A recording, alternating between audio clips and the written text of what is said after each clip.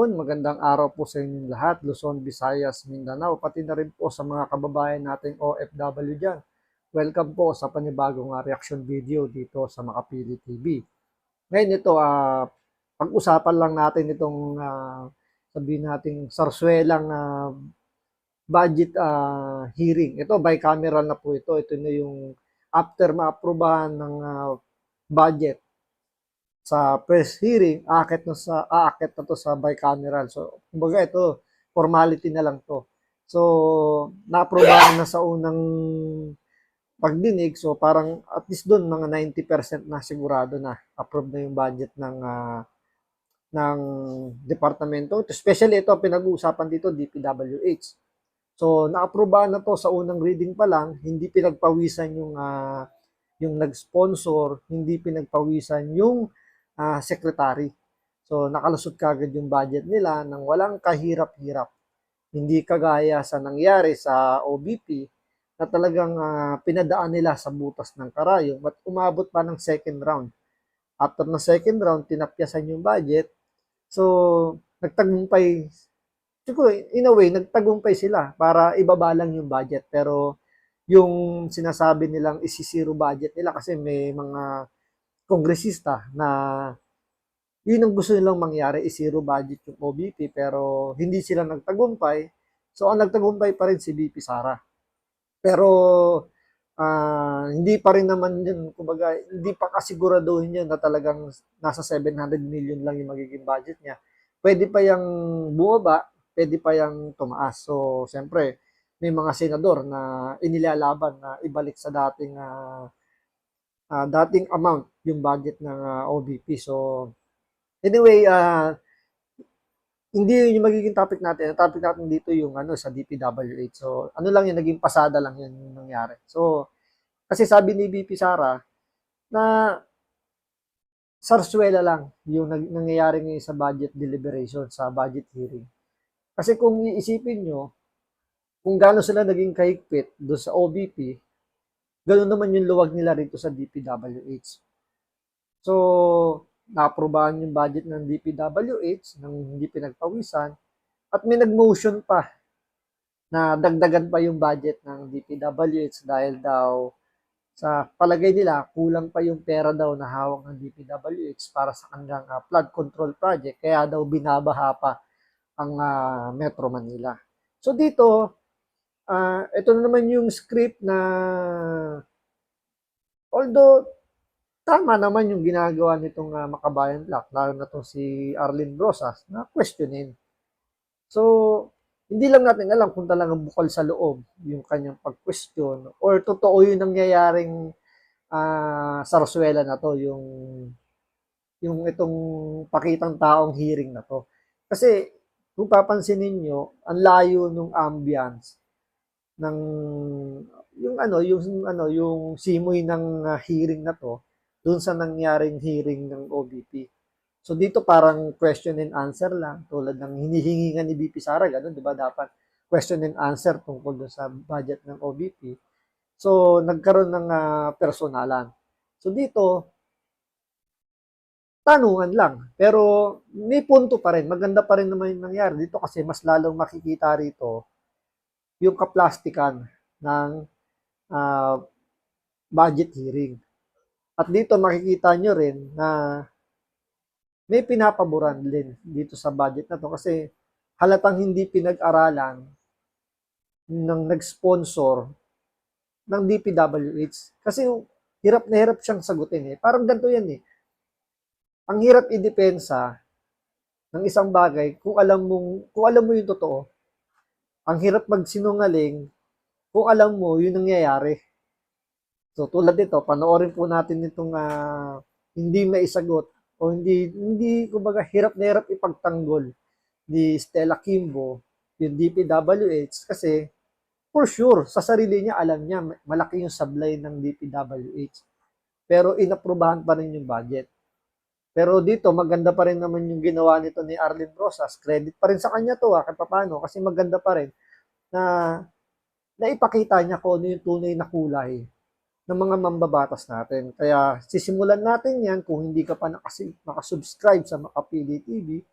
pwede naman pakipindot po muna yung subscribe button. At the same time, pa-like na rin ang video, wala naman pong bayad dyan. Kaya, pindot na. So, ito, panoorin po natin itong sarswelang budget deliberation sa bicameral ni Arlene Brosas tsaka ni Stella Kimbo. So, ito, magkakampi to nung ng pagbusisi sa budget ni VP Sara. Ngayon, mukhang katapano magka-clash hindi naman magka-clash, pero makikita mo na na kahit paano question nitong Gabriela Party List yung budget ng DPWH. So, panoorin po natin to. Spending pa rin, Madam Speaker. Ipinagmamalaki ng administrasyon na may 5,521 flood control projects itong natapos mula 2022 to 2024. At may ongoing pa ngayon na 5,000 plus, Madam Speaker. Pero tuloy-tuloy ang pagbaha dito sa ating bansa. Kasama po yan sa speech ninyo, Madam Speaker. Anyari sa mga flood control projects na ito. Mula 2022 hanggang 2024, nagpondo ang DPWH ng lampas 500 billion para sa flood management. So, sa loob ng 2 taon, nagpondo ang DPWH ng more than 500 billion para sa flood control project. Isipin nyo 2 taon, 500 billion pesos ang sinunog ng DPWH, pero still nakalusot yung budget nila nang hindi pinagpawisan. Samantalang kay BP Sara, ano ang issue? Confidential funds na hindi naman sinabi ng COA na mali or nilustay yung pera. So pinagpapaliwanag lang yung OBP para patunayan yung kanilang pinagkagastusan. Pero kumbaga issue sa kanila yung 75 million pesos na ginastos lang daw sa loob ng 11 days. Kung isipin mo, 11 days na naman, 725 million na inubos in 11 days. Tapos na-plug down ng COA. Diba? Medyo katapano questionable nga naman kung titingnan mo. Pero isipin mo ito, DPWH, nakalusot kagad yung budget. In 2 years, ang sinunog na pera is almost 500 billion pesos. Lusot ang budget na hindi pinagpawisan. Tapos, binabaha pa rin ang buong Metro Manila kahit na meron silang 5,521 na flood control project na natapos na iniyabang ni Pangulong Bongbong Marcos nung kanyang SONA. Tapos sumablay nung dumaang bagyo, sumablay yung DPWH, imbis na kondenahin o sabihin natin latayan ni Bongbong Marcos dahil ipinahiya siya sa kanyang SONA speech, ipinagtanggol pa ang DPWH dahil daw hindi na raw akma yung ginawang flood control project ng DPWH sa climate change. Kaya daw siguro binaha pa rin yung Metro Manila. Kita nyo yung pagkakakumpara na imbis na kondenahin mo yung sablay na gawa ng tao mo dahil napahiya ka, ikaw pa mismo yung magtatanggol dun sa DPWH sa kapalpakan nila. So, dito, kini-question ni Arlene Brosas na despite na 500 billion yung ginamit ng DPWH sa loob ng 2 taon, anyari, bakit daw binabaha pa rin ang NCR? Management program nito, Madam Speaker.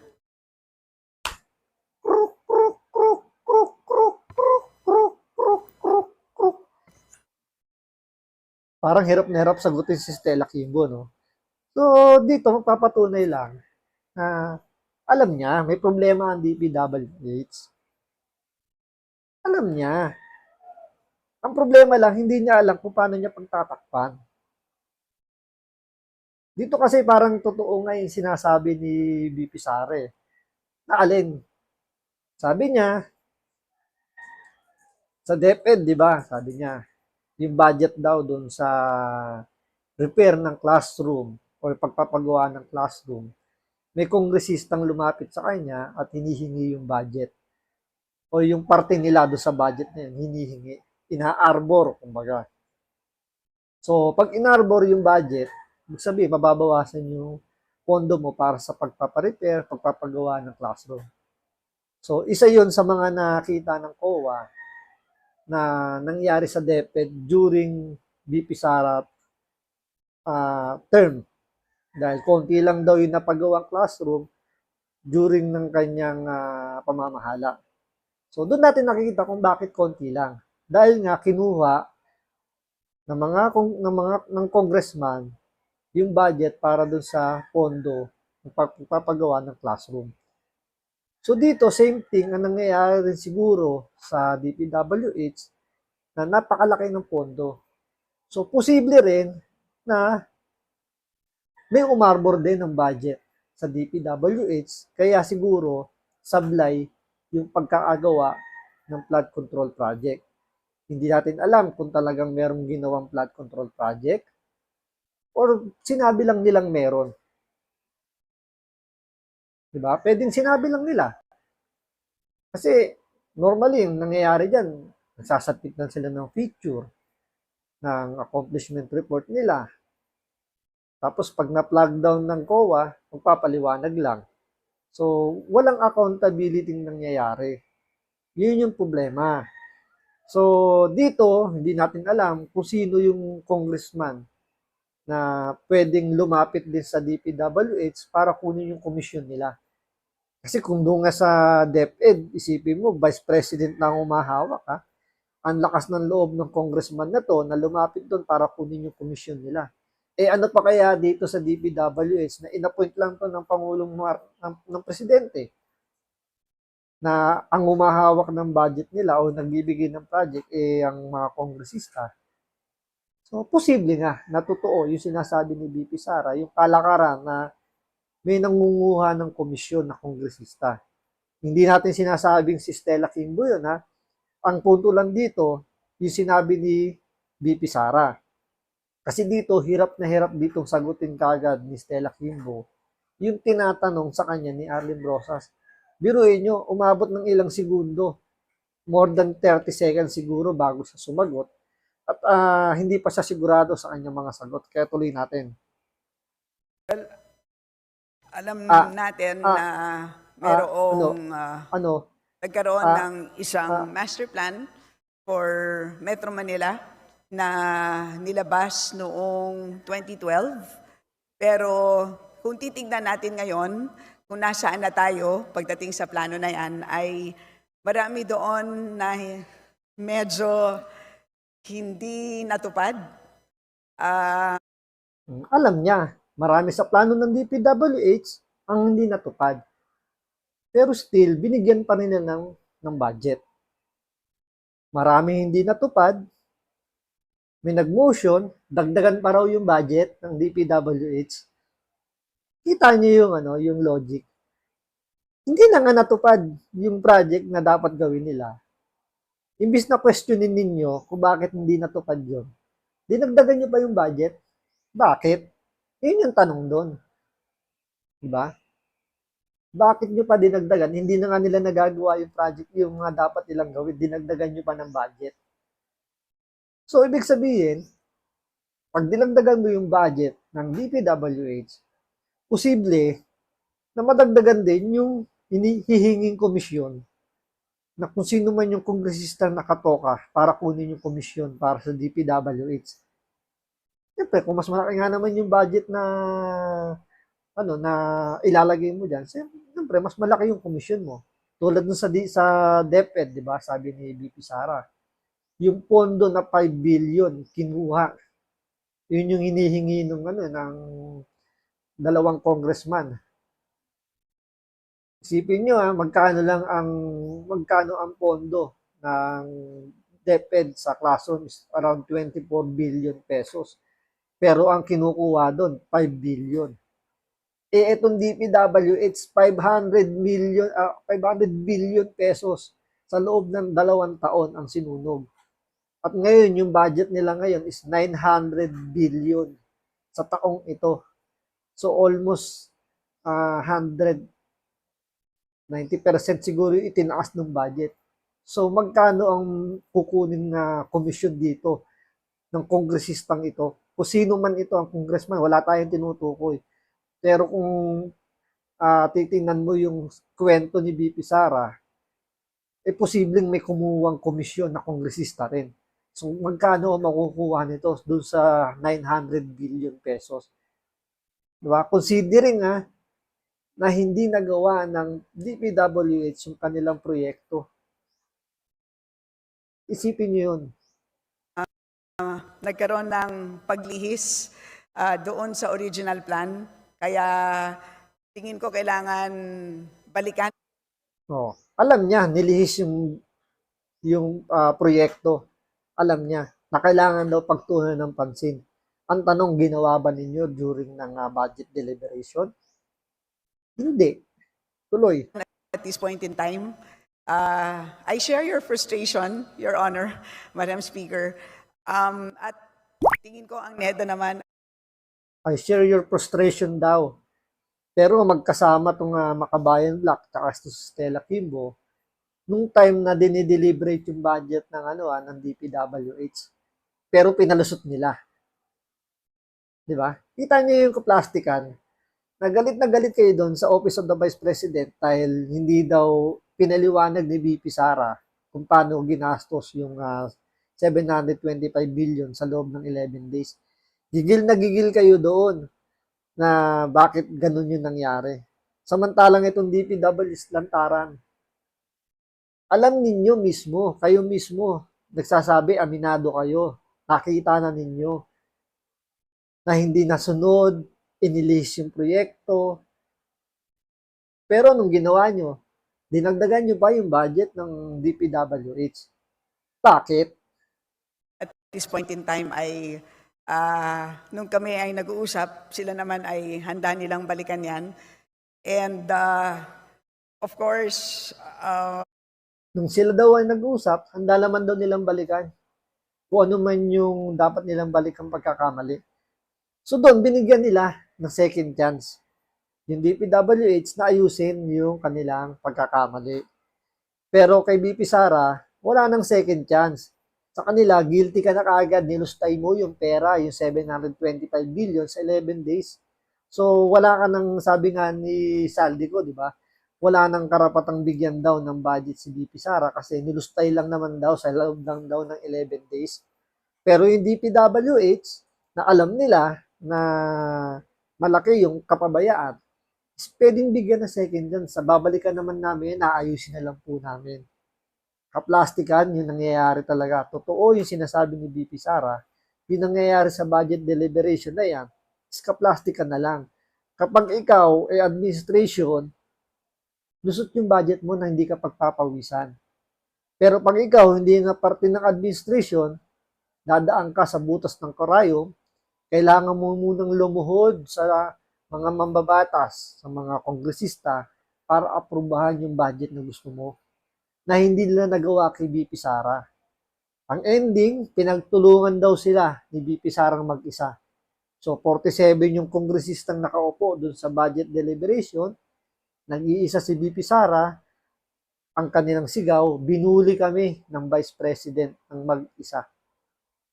So, pinagandaan nila nung second round na babawian nila si BP Sara. Naka-ready na sila, talagang kuyog to. Sabi na, kuyugin natin to. Sigurado hindi, bula pa ito. Ang ending, sila pa yung napikon kasi hindi sila sinipot ni BP Sara. So, nasayang lang yung effort nila. And ending, bitigyan pa rin naman ng budget si BP Sara. So, nakita nyo yung proseso ng pagbibigay ng budget sa Vice President na talagang dinaan nila sa brasuhan. Nag-flex sila ng kanilang muscle, kumbaga, ng kanilang kapangyarihan para ipitin yung budget. Samantalang itong DPWH, aminado sila. Kitang-kita nila yung kapalpakan. Pero inaprubahan nila at dinagdagan pa ang budget ng DPWH. syempre sa ngayon ay ayan, binabantayan talaga natin ang mga flood control projects.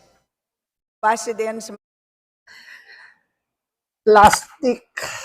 Yun lang ang masasabi ko. mga ibang hearings katulad ng COA, Ang isang major problem is yung mabagal na pag-implement. Kasama dyan ang delays at low fund use. Yan ang naalala ko sa ibang hearing. Kaya sa Di ba? Yan din yung puna nila sa sa DepEd na ibinabato kay VP Sara kung bakit mabagal din daw yung pagproseso ng mga programa niya. So nakikita niyo yung pagkakaparehas ng DPWH tsaka ng DepEd. So kung totoo yung aligasyon ni VP Sara dun sa DepEd, so posibleng totoo rin yung or parehas din yung nangyayari sa DPWH na kaya mabagal yung pag-usad ng proyekto ng DPWH dahil may nangungumisyon na mambabatas na hindi pa pinapangalanan ni VP Sara. Siguro na yun, para sa exciting part na yun. Sa pandiinan siguro yun.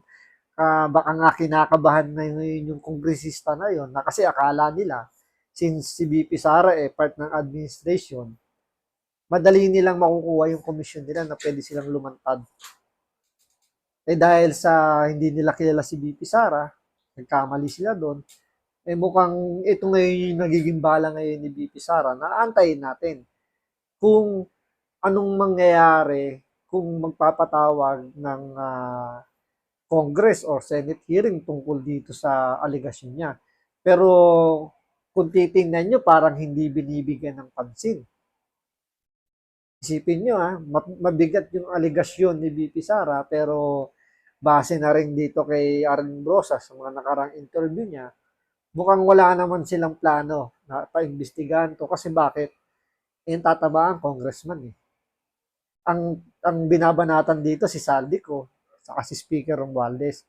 So bakit sila magpapatawag ng Congress hearing kung ang maiipit dito is kapwa nila kongresista? Same thing din sa Senado, mukhang parang wala pa tayong naririnig na hearing tungkol dito sa aligasyon ni VP Sara. Kasi medyo busy sila dito ngayon kay kay Buloy, kay Alex Guo. So yung budget hindi masyadong napag-uusapan yung issue. Pero ang sabi lang ibabalik daw nila yung budget ni VP Sara, pero hindi yun yung punto Ang punto dito, yung aligasyon niya kung bibigyan ba ng pansin. Considering budget ng buong Pilipinas yung pinag-uusapan, pera ng taong bayan yung pinag-uusapan doon na kinukuha lang daw ng mga mambabatas natin. So, hindi natin alam kung magkakaroon ng hearing. Pero sabi nga ni Ted Filon doon, na sana magkaroon kasi national issue to. Kasi pera ng taong bayan ang pinag-uusapan. Ngayon, balik tayo dito. Kistel Kimbo, alam mo, tapos na tayo Kita mo yung kaplastikan na alam nila, ang dami ng problema, ang dami ng gusot ng DPWH. Pero bakit ganito lang yung pag-approach nila dito sa problema ng DPWH? Hindi nila binibigyan ng importansya. Kahit nalantaran na yung mga kapalpakan, yung pagsisinungaling. Ito, may lantarang pagsisinungaling kasi sinasabi nila 5,521 flood control project na natapos, tapos may susunod pa raw na matatapos na another 5,000. So, ano-ano doon yung mga totoo, alin doon ang hindi? Yun ang tanong doon. tingin ko baka kailangan natin tanungin yan sa DPWH. Pero pagdating dito sa DBCC, as an issue para sa DBCC, tingin ko yun ang dapat bantayan ng DBCC, yung pag-monitor ng master plan and at the same time yung pagkakaroon ng master plan para sa buong bansa. Kasi sa pagkakaalam ko, meron lang na-adopt para sa Metro Manila. Pero pagdating para sa buong bansa, meron lang kasi Hirap na hirap si Kimbo ipaliwanag yung kanyang side para dito. river management plans para sa buong bansa. So meron tayong 18 river management plans. Anyway, dito pinapakita lang naman natin dito na yung sinasabi ni VP Sara na ang budget deliberation is talagang sarsuela lang, na ito ay pakitang tao lang na talagang hindi naman siniseryoso ng mga mambabatas natin. Kasi tulad yan, ito yung pinakamalaking example dyan ng comparison.